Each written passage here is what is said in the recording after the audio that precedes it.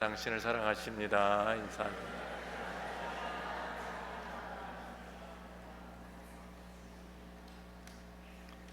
여러분들이 기도해 주셔서 우리 지난 2주 동안 윤영복 장로님과 제가 함께 인도네시아 또 중국 선교 여행 잘 마치고 건강하게 돌아왔습니다. 앞으로 자세한 선교 보고를 드릴 기회가 있을 것 같습니다만 오늘은 8월 첫째 주일이죠. 우리 십자가의 교회 회개년도는 8월에 시작해서 그 다음에 7월 말까지입니다. 그래서 이제 하나님께서 은혜로 주신 이 새 회개년도를 우리가 열면서 올해 표어를 우리가 이렇게 정했습니다. 여기에 걸려 있는데요. 다 같이 한번 읽어볼까요? 우리에게 새 힘을 더하소서. 한 번 더 합니다. 우리에게 새 힘을 더하소서. 이사야 40장 31절의 말씀입니다. 우리 오늘 본문 말씀을 이사야 40장 27절부터 31절까지의 말씀인데요. 함께 우리 같이 읽어보도록 하겠습니다. 한 목소리로 같이 읽습니다. 야곱아 어찌하여 내가 말하며 이스라엘아 내가 이르기를 내 길은 여호와께 숨겨졌으며 내 송사는 내 하나님에게서 벗어난다 하느냐. 너는 알지 못하였느냐 듣지 못하였느냐. 영원하신 하나님 여호와 땅끝까지 창조하신 이는 피곤하지 않으시며 곤비하지 않으시며 명철이 한이 없으시며 피곤한 자에게는 능력을 주시며 무능한 자에게는 힘을 더하시나니 소년이라도 피곤하며 곤비하며 장정이라도 넘어지며 쓰러지되 오직 여호와를 앙망하는 자는 새 힘을 얻으리니 독수리가 날개치며 올라감 같을 것이요 다른 박질하여도 곤비하지 아니하겠고 걸어가도 피곤하지 아니하리로다. 아멘. 제가 또 말씀 전하려고 하니까 또 뭘 하나 잊어버렸네요. 광고하는 거 잊어버렸네요. 우리가 올해부터 이 교회 요람을요 스마트 요람으로 쓰기로 했습니다. 그래서 우리 여러분 가지고 계신 스마트폰에 이렇게 앱을 깔면 우리 교회 성도님들의 이메일 주소나 또 전화번호 이런 것들 이제 정보를 이제 얻을 수 있으십니다. 그래서 또 여러 가지 우리 각 목장별로 나누어진 것도 여기에 들어가 있고요. 그래서 혹시 도움이 필요하신 분들은 예배 후에 나가시는 길에 저희 테이블에 가시면 그 앱도 깔아드리고 어떻게 사용하는지 알려드리는 이제 도우미들이 있으니까 여러분들이 잘 이렇게 활용하고 도움을 받으시기를 바랍니다. 자, 오늘 이 말씀 우리가 본문 말씀을 통해서 우리들이 함께 하나님께서 우리에게 주시는 이 메시지를 우리 함께 오늘 나누기를 원하는데요. 이사야 선지서의 우선 우리가 구성을 좀 보기를 원합니다. 이사야 선지자는 주전 740년부터 주전 686년경에 활동한 선지자입니다. 50년 이상 오랫동안 이제 활동한 선지자죠. 그래서 우리가 이사야서를 보면 유다 왕 우시야 시대부터 시작해서 요담, 또 아하스, 히스기야 이르기까지 이렇게 오랫동안 하나님의 말씀을 선포한 선지자였습니다. 그런데 이사야가 선포한 이 말씀들을 이사야서에 이렇게 기록을 해서 우리에게 지금 전해졌지요. 그런데 총 66장으로 이사야 선지서가 기록이 되어 있습니다. 66장 어디서 많이 들어본 숫자죠. 우리가 이사야를 이렇게 둘로 나누면 1장에서부터 우리 39장까지 40장에서 66장까지 이렇게 둘로 이렇게 두 부분으로 나눌 수 있습니다. 그런데 그것도 어디서 많이 들어보신 숫자죠. 성경하고 똑같습니다. 우리 성경 전체가 66번으로 되어 있어요. 이사야서도 66장으로 되어 있고 그리고 구약 성경이 39권, 신약 성경이 27권이죠. 그것처럼 이사야서도 첫 부분이 39장으로 되어 있고 두 번째 부분이 27장으로 이렇게 되어 있어서 도합 66장입니다. 그리고 이 앞에 이 첫 부분의 메시지, 주된 메시지가 무엇이냐면 하나님의 심판의 경고예요. 하나님의 심판의 경고고 그런데 또 두 번째 파트에는 두 번째 부분은 하나님께서 회복을 약속하시는 메시지가 담겨 있습니다. 자, 북왕국 이스라엘이 우상 숭배로 인해서 하나님의 심판을 받게 됩니다. 그래서 아수르의 멸망을 당하죠. 주전 722년에 멸망합니다. 자, 이러한 그 북왕국 이스라엘의 멸망을 보면서 남왕국 유다는 그것을 통해서 이제 교훈을 받고 또 깨달아야 되는데, 그래서 돌이켜야 하는데, 남왕국 유다도 돌이키지 않고 계속해서 하나님의 경고를 받아들이지 않으면서 우상 숭배로 치우칩니다. 그러다가 결국 하나님의 심판을 받아서 바벨론의 포로로 잡혀가게 될 것을 이사야가 경고하는 것이 이 첫 39장의 주된 메시지입니다. 그리고 실제로 이제 포로로 이제 그 예언대로 잡혀가게 되죠. 주전 605년에 바벨론의 포로로 잡혀가기 시작합니다. 그런데 이러한 일이 일어나기 이미 100년 전에 이사야가 이런 것을 모두 기록하였습니다. 그래서 이사야 선지자는 이 자기가 한 예언이 바로 실현되는 것을 눈으로 보지는 못했어요. 나중에 한참 후에, 이제 100년 후에 이것이 성취가 되니까요. 그래서 유다가 포로로 잡혀가는 것을 그가 생전에 보지는 못했는데, 하나님의 말씀으로 그가 미리 보면서 예언한 것이기 때문에 유다가 바벨론의 포로로 잡혀가는 것만 예언한 것이 아니라 하나님의 은혜를 입어서 다시 돌아오게 될 것이다, 다시 회복될 것이다 라는 것까지 예언을 한 것입니다. 그래서 이 40장은 바로 이 회복의 메시지의 첫 시작하는 부분입니다. 그래서 이사야 40장 우리가 오늘 27절부터 31절까지만 읽었지만 이사야서 전체를 우리가 살펴보면서 그 메시지를 우리들이 함께 나누기를 원합니다. 이사야 40장 1절과 2절 말씀을 보니까 이렇게 시작하지요. 너희의 하나님이 이르시되 너희는 위로하라, 내 백성을 위로하라. 너희는 예루살렘의 마음에 닿도록 말하며 그것에게 외치라. 그 노역의 때가 끝났고 그 죄악이 사함을 받았느니라. 그의 모든 죄로 말미암아 여호와의 손에서 벌을 배나 받았느니라 할지니라 하시니라. 그래서 그 노역의 때가 끝났다. 포로로 잡혀가서 거기에서 고생하고 참 그 노예 생활하던 그것에서 이제는 노임을 받게 되었다, 해방을 말하고 거기에서 회복을 말하고 있습니다. 39장까지 심판에 대한 경고였다고 하면 이제 40장부터 회복에 대한 약속이 주어지면서 참 이 바벨론의 포로로 잡혀가 있는 그들을 향해서 하나님의 위로의 말씀을 전하라고 하시는 그러한 내용입니다. 그런데 이 당시에 이 바벨론의 포로로 잡혀가 있던 이 유다 백성들은 어떠한 상황이었을까요? 그들은 이제 포로로 잡혀가서 모든 소망과 모든 참 그러한 바라는 것이 다 끊어진 그러한 상태입니다. 이제 모든 것이 끝나버렸다. 이제 우리에게는 소망이 더 이상 남아있지 않다. 하나님께서 우리를 버리셨다, 이렇게 생각하면서 자포자기한 그러한 상황입니다. 그래서 우리가 읽은 이사야 40장 27절 말씀을 다시 읽으면 야곱아 어찌하여 내가 말하며 이스라엘아 내가 이르기를 내 길은 여호와께 숨겨졌으며 내 송사는 하나님에게서 벗어난다 하느냐. 하나님이 우리를 돌아보지 않는다는 얘기예요. 하나님께서 우리를 완전히 잊어버리셨다, 우리를 내버리셨다, 이렇게 이제는 다 끝나버렸다고, 소망이 없다고 한탄하고 있는 하나님의 백성들을 향해서 하나님께서 아니다, 하나님의 위로의 말을 전하라고 선지자에게 말씀하시는 것이죠. 그러면서 이제 하나님께서 다시 그들을 회복시키시고 다시 구원하실 것이다 라는 내용의 메시지가 여기에서 이제 시작이 됩니다. 참 그 하나님의 백성, 이 한탄하고 있는 모든 것을 다 포기하고 있는 이 백성들을 향해서 하나님께서 그들을 구원하시기 위해서 임하시는 하나님, 이사야 선지자가 먼저 보여줍니다. 이사야 40장 9절부터 11절 말씀을 보니까 아름다운 소식을 시온에 전하는 자여 너는 높은 산에 오르라. 아름다운 소식을 예루살렘에 전하는 자여, 복음이죠. 너는 힘써 소리를 높이라.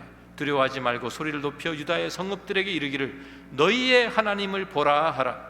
보라, 주 여호와께서 장차 강한 자로 임하실 것이요 친히 그의 팔로 다스릴 것이라. 보라, 상급이 그에게 있고 보응이 그의 앞에 있으며 그는 목자같이 양떼를 먹이시며 어린 양을 그 팔로 모아 품에 안으시며 젖먹이는 암컷들을 온순히 인도하시리로다 라고 말씀합니다. 이 말씀 우리가 잘 아는 대로 1차적으로는 이 유다 백성들이 다시 포로에서 귀환하는 것으로 성취가 되었지만 더 완전하게는 예수님께서 이 땅에 오셔서 우리의 모든 죄에서 우리를 구원하시는 참 목자가 되시는 것을 이 이사야가 이미 선포하고 있는 것입니다. 이렇게 구원의 하나님, 정말 강한 자로 임하시지만 그는 목자같이 양들을 안고 품에 안고 돌보시는, 젖먹이는 암컷들을 온순하게 인도하시는 그러한 정말 자비로우신, 사랑이 많으신 하나님이시라고 우리에게 선포해주고 있습니다. 이 구원의 하나님, 참되신 하나님이 어떤 분이신가를 보여주기 위해서 이사야는 먼저 백성들이 빠져 있었던 그 우상 숭배의 허망함을 지적하고 일깨웁니다. 자, 그들의 섬기던 우상들은 어떠한 우상들입니까? 사람들이 나무로 만들어서 금으로 입히고 흔들리지 않도록 그렇게 잘 고정해서 못을 박아서 세워놓은 그러한 말도 하지 못하고 움직이지도 못하고 아무것도 하지 못하는 허망하고 무익한 그러한 것들이 바로 우상들이었습니다. 그래서 이사야는 자기 스스로 서 있지도 못하는 이러한 우상들을 조롱하고 이제 빈정되는 내용들이 여기에 많이 나오죠. 이사야 40장 19절과 20절 말씀을 우리 읽어 찾아보면은요, 우상은 장인이 부어 만들었고 장색이 금으로 입혔고 또 은사슬을 만든 것이니라. 궁핍한 자는 거제를 드릴 때 썩지 아니하는 나무를 택하고 지혜로운 장인을 구하여 우상을 만들어 흔들리지 아니하도록 세우느니라. 계속해서 41장 7절도 이어지는데요, 이 내용들이 목공은 금장색을 경려하며 망치로 고르게 하는 자는 매질꾼을 경려하며 이르되 땜질이 잘 된다 하니 그가 못을 단단히 박아 우상을 흔들리지 아니하게 하는도다. 스스로 서 있을 수도 없는 그런 우상이 어떻게 복을 주고 어떻게 그들이 다스리고 어떻게 그들이 어떠한 참 일을 할 수 있겠어요? 어떻게 그 우상들이 좀 하나님이라고 할 수 있겠어요? 그런데 이 백성들이 얼마나 무지했는지, 자기들이 그렇게 만들어 놓은, 나무로 만들어 가지고 금을 입혀 놓은 그 신상들, 우상들을 만들어 놓고 스스로 설 수 없으니까 못으로 단단히 박아서 고정시켜 놓고 그 우상들 앞에 가서 절하면서 섬기면서 나를 구원해 달라라고 이렇게 빌었다는 것이죠. 얼마나 참 이 허망한 우상숭배 얼마나 허망한 것인지를 지적하는 내용입니다.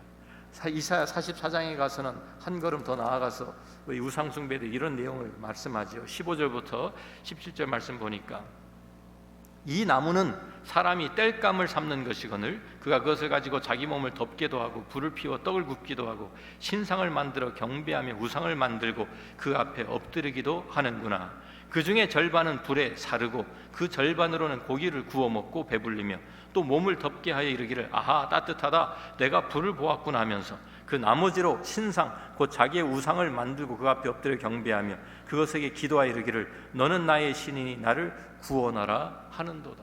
얼마나 기가 막힌 이야기입니까? 똑같은 나무로 한 단절 가지고서는 그것으로 참 불을 떼어 가지고 또 떡도 구워 먹고 음식도 해 먹고 자기 불도 피워서 몸을 따뜻하게 하면서 나머지 가지고서는 그것으로 우상을 만들어서 새겨서 그것을 세워놓고 그 앞에 가서 절하면서 너는 나의 신이라고, 나에게 복을 달라고, 나를 지켜달라고, 나를 구원해달라고 하는 이것이 얼마나 어리석은, 이것을 어떻게 깨닫지 못하느냐고 질책하고 있는 것입니다. 이런 우상과 비교하면서 하나님은, 그러면 참된 하나님은 어떤 분이신가를 이사야는 우리에게 또한 말씀해 줍니다. 모든 것을 창조하시고 다스리시는 위대하신, 지혜가 다함이 없으신, 능력이 다함이 없으신 그런 하나님이시라고 우리에게 소개하죠. 이사야 40장으로 돌아가서 보면 12절 말씀부터 이렇게 하나님의 참 능력을 이렇게 소개합니다. 누가 손바닥으로 바닷물을 헤아렸으며 뼘으로 하늘을 쟀으며 땅의 티끌을 되에 담아 보았으며 접시 저울로 산들을 막대 저울로 언덕들을 달아 보았으랴. 누가 여호와의 영을 지도하였으며 그의 모사가 되어 그를 가르쳤으랴. 그가 누구와 더불어 의논하셨으며 누가 그를 교훈하였으며 그에게 정의의 길로 가르쳤으며 지식을 가르쳤으며 통달의 도를 보여주었느냐. 보라, 그에게는 열방이 통에 한 방울 물과 같고 저울의 작은 티끌 같으며 섬들은 떠오르는 먼지 같으리니 레바논은 땔감에도 부족하겠고 그 짐승들은 번제에도 부족할 것이라. 그의 앞에는 모든 열방이 아무것도 아니라 그는 그들을 없는 것 같이 빈 것 같이 여기시느니라. 하나님이 얼마나 크신 분이냐 하면 이 모든 이 세상의 바닷물이 하나님의 손바닥 안에 담을 수 있는 그렇게 크신 분이시다. 우리가 이 펴져 있는 그 하늘을 봤는데 그 하늘은 하나님의 한 뼘밖에도 되지 않는 그런 크신 하나님이시다라고 이사야가 소개하는 거예요. 그러면서 누가 하나님의 영을 가르치고 지도하고 누가 참 하나님과 더불어 그를 교훈한 사람이 누가 있느냐? 하나님은 지혜가 끝이 없으신, 능력이 한이 없으신 그런 하나님이시라고 우리에게 참 말씀하고 있죠. 또 계속해서 우리가 보면 26절에 보면 너희는 눈을 높이 들어 누가 이 모든 것을 창조하였나 보라. 주께서는 수요대로 만상을 이끌어내시고 그들의 모든 이름을 부르시나니 그의 권세가 크고 그의 능력이 강함으로 하나도 빠짐이 없느니라. 그 만상이라는 말은 모든 별들을 말하는 거예요. 모든 별들, 모든 그 우리가 하늘에 볼 수 있는 모든 별들이 하나님께서 하나하나 다 창조하셨을 뿐만 아니라 하나에게 이름을 주시고 그것을 다 부르시는, 하나님께서 다스리시는 그러한 하나님의 그 위대하심을 지금 이사야가 노래하고 있는 것입니다. 이스라엘 백성들이 만약에 이런 하나님, 참되신 하나님, 창조주 하나님, 능력과 참 지혜가 한이 없으신 이 하나님을 제대로 알았다고 하면, 바르게 알았다고 하면 아까 27절과 같은 그런 불평은 하지 않았을 것입니다. 문제가 왜 문제입니까? 문제가 되는 이것은 하나님을 우리가 제대로 알지 못하기 때문입니다. 이스라엘 백성들이 참 하나님을 버리고 우상으로 돌아섰기 때문에, 그렇기 때문에 그들이 자기들이 가지고 있는 문제를 하나도 해결할 수가 없었어요. 우상에게 가서 빌어도 우상에게 문제를 해결하려고 해도 우상에게 해결을 해줄 수가 없죠. 하나님을 바르게 알아야 우리의 문제가 해결이 되는 것입니다. 믿음의 관점에서 보아야 답이 나오는 것입니다. 하나님을 보지 못하고 문제에만 집중하면, 우리가 가지고 있는 문제만 집중하면 그 문제는 점점 커지게 되어 있습니다. 우리는 우리가 가지고 있는 모든 문제보다 더 크신 하나님을 바라보고 예배해야 하는 것입니다. 우리가 가진 모든 문제를 다스리시는 그 하나님을 믿음으로 바라보라고 지금 이사야가 우리에게 도전하고 있습니다. 우리는요, 개인적으로나 가정적으로나 우리가 우리의 삶 속 여러 가지 도전들과 문제들이 우리를 찾아옵니다. 우리들은 직장을 잃을 수도 있고 건강을 잃을 수도 있습니다. 자녀들이나 다른 사람들과 소통이 되지 않아서 관계가 깨어질 수도 있습니다. 또한 우리는 미래에 대한 걱정과 근심 때문에 우리 두려움에 가득 쌓여서 우리들이 좀 그렇게 두려움 가운데 살 수도 있고, 어떤 때는 이런 이 압력이 너무 커서 우울증에 걸리기도 합니다. 그때 우리가 어떻게 해야 되느냐, 그 문제 자체를 보는 것이 아니라 그 모든 것 위에 계시는, 이 모든 것을 다스리시는 하나님을 바라보아야 한다라고 이사야가 우리에게 말씀하고 있는 것입니다. 하나님께서는 왜 이 모든 문제를 이길 수 있는 힘과 지혜와 능력을 우리에게 공급해 주시는 분이시기 때문입니다. 제가 이번 선교여행을 다녀오면서 참 이 선교 현장을 가서 보니까 정말 우리들이 해결할 수 없는 문제가 너무 많아요. 너무 산적해 있어요. 그래서 그 많은 문제들을 보면서 다 우리들이 우리 힘으로 다 도울 수도 없는, 근데 도움이 너무나도 필요한 분들인데 다 도울 수도 없는 그런 분들이 너무 많으니까 그 많은 문제들을 이거 어떻게 다 해결하지, 이러한 생각이 제 마음에 드니까 마음이 답답해지더라고요. 인도네시아 가보면 인도네시아에 90% 인구가 2억이 넘는 그런 인구들을 가지고 있는데 90%가 무슬림입니다. 7%가 기독교인입니다. 어떠한 종족은 기독교인이 많은 종족이 있어요. 그런데 대다수는 크리스천이 한 명도 없는 그러한 종족도 많아요. 과격파 이슬람 지역에서는요, 교회당이 불에 타는 것은 종종 일어나는 일이에요. 뉴스에 나오지도 않는데요, 요새는 잘 하도 자주 일어나가지고 교회당을 지어 놓았는데 무슬림들이 협박을 해서 사용하지 못하고 다른 곳에 가서 예배를 드리는 경우도 있고, 기독교인이라는 이유 때문에 마을에서 누가 죽였는지도 모르게 살해를 당하기도 하고 마을에서 추방당하기도 한다고 합니다. 그런 가운데서도 한 사람도 예수 믿는 사람이 없는 그 미전도 종족에게 전도하겠다고 나서는 전도자들이 있고요, 그곳에 가서 교회를 세우겠다고 나서는 전도자들이 있습니다. 이 사람들한테 제가 얘기를 들어보면 너무 막막해요. 뭐 도대체 어떻게 하겠다는 것이냐, 어떻게 그들에게 다가가서 복음을 전하고, 어떻게 그들 가운데서 교회를 세우고, 어떻게 그들 가운데서 정말 하나님 나라를 세워갈 것인가.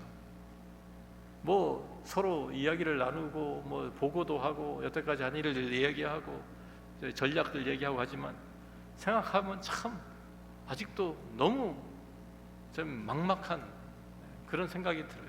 답답한 그런 마음이 들더라고요. 중국에 갔더니 중국에서는 또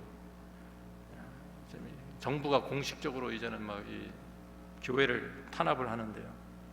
거기에 보니까 이제 뭐 이렇게 구호들 써붙였더라고요. 모든 악을 소탕해서 무슨 뭐 거기에 요새 그 많은 말하자면 조폭들 소탕하는 그러한 이제 지금 운동을 하고 있답니다. 그런데 문제는 뭐냐면 교회까지 거기에 같이 포함시켜 가지고 교회를 탄압하고 있습니다.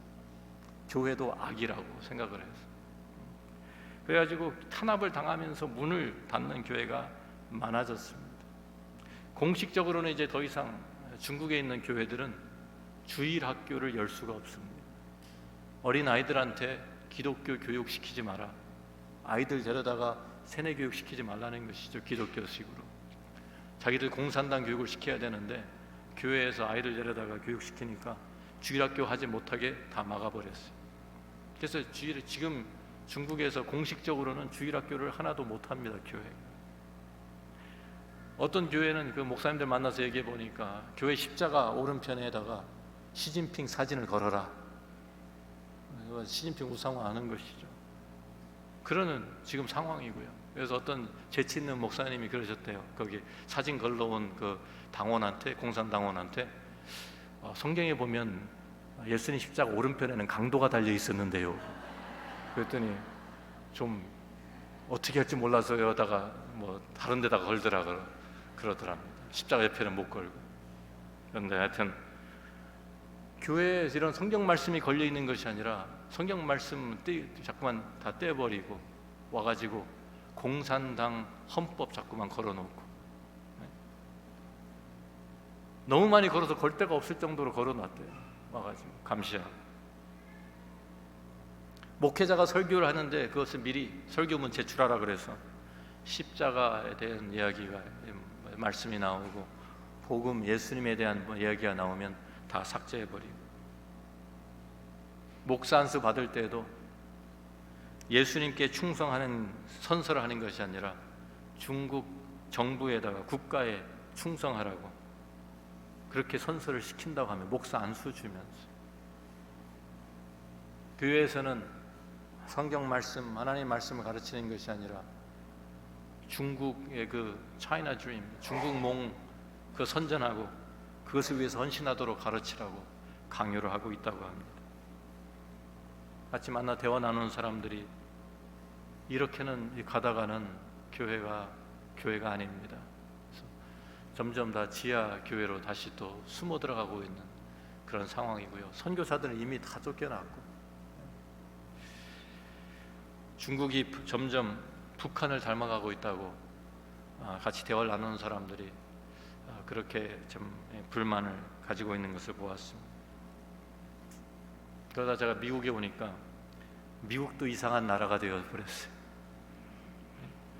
자마에서 온 그러한 이제 정보를 우리가 보니까 캘리포니아에서 동성애 전환하는, 동성애로 살다가 다시 이제는 제가 동성애 포기하고 이렇게 돌아올 수 있도록 상담해주는 그런 것을 막는 그런 법안이 발의가 되었다고 합니다. ACR 99이라고 해서 이미 주 하원을 통과했고요. 이제 상원에서 통과가 되면 주지사가 법으로 공포만 하면 법이 되는 거예요. 법으로 제정되면 더 이상 목사들과 상담가들이 동성애를 부정적으로 표현하는 설교도 할 수 없고 상담도 할 수 없고, 위법이 이제 그 걸리면 벌금형 또는 구금형까지 받을 수 있다라는 이러한 소식이 들려와요.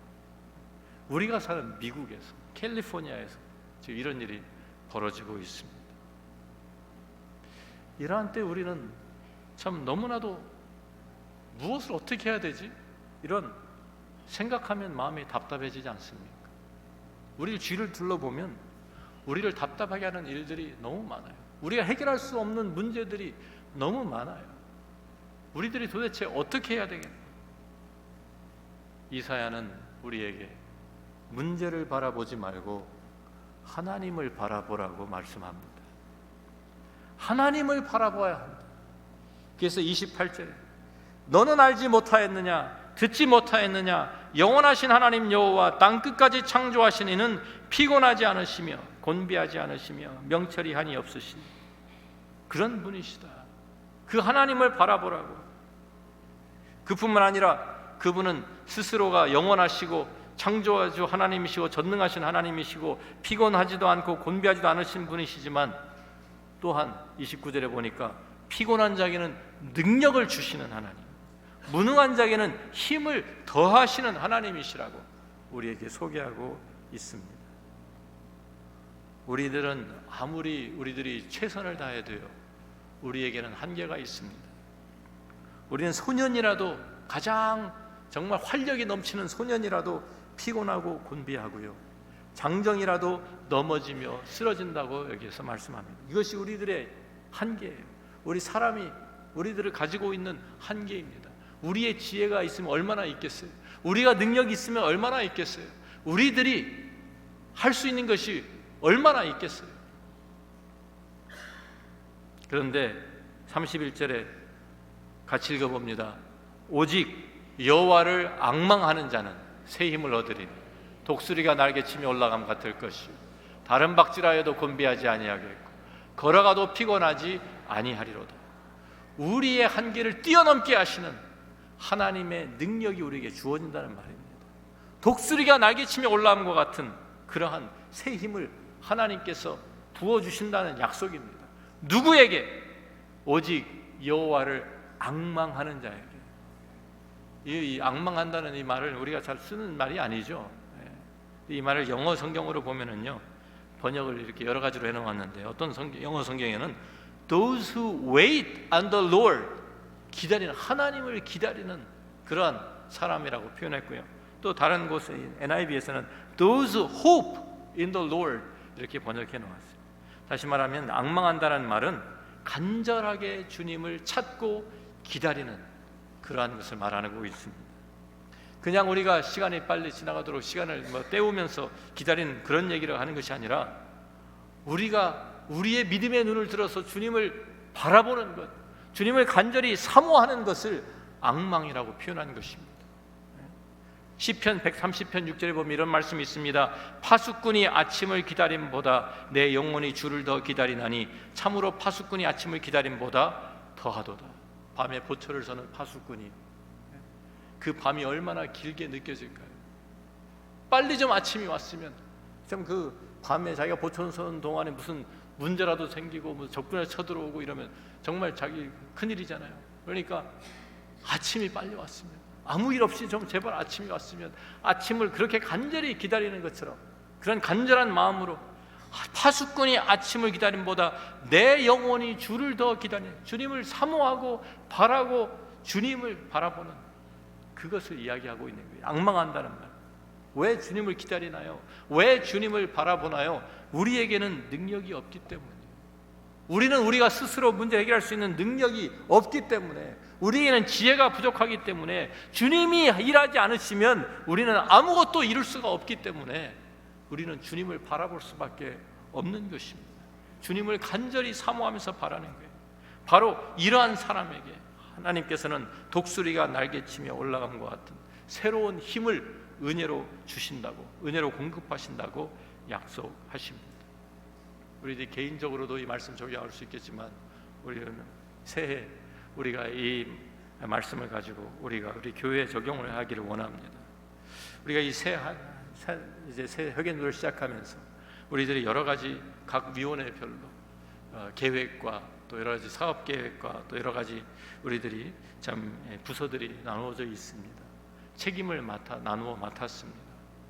우리들이 각 목장 사역도 또 맡으신 분들이 있고, 성경대학 성경 공부 맡으신 분도 있고, 선교 지역 선교 여기에 우리들이 참 그 피닉스에 드림센터부터 또 우리들이 투싼의 노숙자 사역, 여러 가지 지역 선교 사역도 하고 해외 선교 사역도 하고 많은 사역들을 우리가 계획하고 있습니다. 내부적으로 우리 교육관 건축 또 우리들 잘 마무리해야 되고요. 또 영어권 회중과 더불어서 우리 2세들 우리 신앙교육도 잘 기초를 잘 놓아야 되고 가르쳐야 합니다. 우리들이 이러한 모든 것들 또 이 선교하는 모든 일들 이런 사역을 감당하는데 우리들이 계획을 세우고 있지만 이 사역을 감당할 수 있는 힘과 능력이 어디서 오느냐 이것이 중요한 거예요. 우리 힘으로 하고 우리의 능력으로 한다고 우리 지혜를 짜내고 한다고 하면 한두 달 돼서 우리는 다 바닥이 나고 고갈되고 말 거예요. 우리 완전히 탈진하고 끝나버릴 것입니다. 우리 힘으로 할 수 없는 거예요. 우리 능력으로 될 수 있는 것이 아닙니다. 우리는 그렇기 때문에 하나님이 공급하신 힘을 하나님께서 우리에게 주신 그 새 힘을 우리는 사모하고 바라는 것이죠. 주님이 나에게 임하셔서 주님께서 나에게 이것을 주시지 않으면 힘과 능력을 공급하지 않으면 우리는 할 수가 없어요. 사역을 감당할 수가 없는 것입니다. 그런데 그 힘이 어떻게 옵니까? 오직 여호와를 앙망하는 자가 그 힘을 공급받는다. 다시 말하면 간절히 하나님을 사모하는 자, 하나님을 예배하는 자예요. 예배하는 자, 하나님의 얼굴을 구하는 자, 하나님을 간절히 사모하면서 하나님 앞으로 나아가는 사람, 바로 그 사람에게 참 겸손하게 하나님 앞에 자신을 낮추면서 엎드리는 그 사람에게 하나님께서 하나님의 은혜로 새로운 힘을, 독수리가 날개치며 올라옴 같은 새로운 힘을 공급해 주신다고 약속하시는 것입니다. 그렇기 때문에 우리는 먼저 다른 사역을 하기 전에, 다른 사역에 뛰어들기 전에 가장 먼저 해야 되는 것이 무엇이냐면 참된 예배를 드리는 일이에요. 우리 교회 그래서 우리가 보면요, 예배, 양육, 선교잖아요. 예배로 시작하는 이유가 있어요. 예배가 시작 포인트입니다. 예배가 없이 양육, 선교하는 것이 아니에요. 그러면 우리 힘으로 하는 것밖에 되지가 않아요. 먼저 하나님과 정말 긴밀한 교제가 이루어져요. 예배를 통해서 하나님을 만나고 영으로 하나님과 교제하는 이 참된 예배가 없이는 우리가 사실은 아무런 사역도 감당할 수 없는 것입니다. 그래서 우리가 이 한 해 동안 새 힘을 공급받기 위해서 예배에 집중하고 예배에 우선을 두는 저와 여러분이 되기를 간절히 소원합니다. 우리가 주일 예배 좀 일찍 나오시면 좋겠어요. 5분만이라도 일찍 나오셔서 준비하고 우리의 마음으로 하나님을 사모하는, 간절히 하나님을 기다리고 바라는 그러한 우리 예배 자세로 예배를 드리면 얼마나 좋을까요? 그러한 사람을, 예배 드리는 사람은 하나님께 찾으신다고 말씀하시지 않습니까? 우리들이 정말 또 기도에, 우리들이 8월부터 두 번째 토요일에 저녁 6시에 온 교회가 한마음 기도회로 모입니다. 우리가 기도해야 될 제목이 많아요. 함께 기도하면서 하나님의 얼굴을 구하면서 우리들 함께 하나님 앞에 나아갈 때 하나님께서 우리에게 필요한 능력과 지혜, 하나님의 그 참 선한 뜻을 우리에게 밝혀주시고 하나님께서 우리에게 열매를 허락해 주실 줄로 믿습니다. 하나님의 얼굴을 구하고 하나님 앞에 나아가는, 하나님과 교제하는 이것에 우선을 두는 거예요. 마르틴 루터가 종교개혁을 하면서 너무나도 눌리는 일이 많았어요. 자기가 감당해야 될 일이 너무 많으니까 성경 번역도 해야 되고 거기에 교황청과 거기에 재판도 있고 이런 여러 가지 그런 일들 가운데서 자기가 감당하면 신학생도 가르쳐야 되고 책도 써야 되고 하여튼 많은 일들 가운데서 자기가 일기에 이렇게 썼어요. 내일은 할 일이 너무 많다. 어떻게 다 감당해야 될지 모르겠다. 그러면서 거기다가 뭐라고 썼냐면 내일은 내가 1시간 더 일찍 일어나야 돼. 왜? 1시간 더 일찍 일어나서 일을 더 많이 하기 위해서가 아니고요, 1시간 더 일찍 일어나서 기도해야 됩니다. 기도를 통해서 하나님께서 능력을 주시는 것을 그가 알고 있었기 때문에 그 많은 일을 감당하기 위해서는 나에게는 힘이 없기 때문에, 나에게는 능력이 없고 지혜가 없기 때문에 1시간 더 하나님의 얼굴을 구하고 하나님께 나아가고 하나님을 예배하는 가운데서 그 능력을 자기가 공급받아야 되는 것을 알고 있었기 때문에 1시간 더 일어나서 기도하자. 우리 이 한 해 동안 우리들이 많은 사역들이 우리를 기다리고 있습니다만 그 사역에 우리의 힘만 가지고 뛰어들지 않기를 바랍니다. 우리가 먼저 하나님 앞에 엎드리고 먼저 하나님 앞에 예배로 나아가고 먼저 하나님과 영으로 교통하면서 그 가운데에서 하나님이 주시는 기쁨을 가지고 능력을 가지고 감당하지 않으면 우리들이 한 달하고 두 달하고 다 탈진하고 말 거예요. 먼저 하나님 앞에 예배로 나아가는, 예배에 집중하는, 그래서 그 예배 가운데서 하나님을 만나고 하나님의 힘을, 하나님께서 주시는 힘으로 덧입게 되는, 하나님이 주시는 기쁨으로 섬기는 저와 여러분이 될 수 있기를 주의 이름으로 축원합니다. 기도하겠습니다.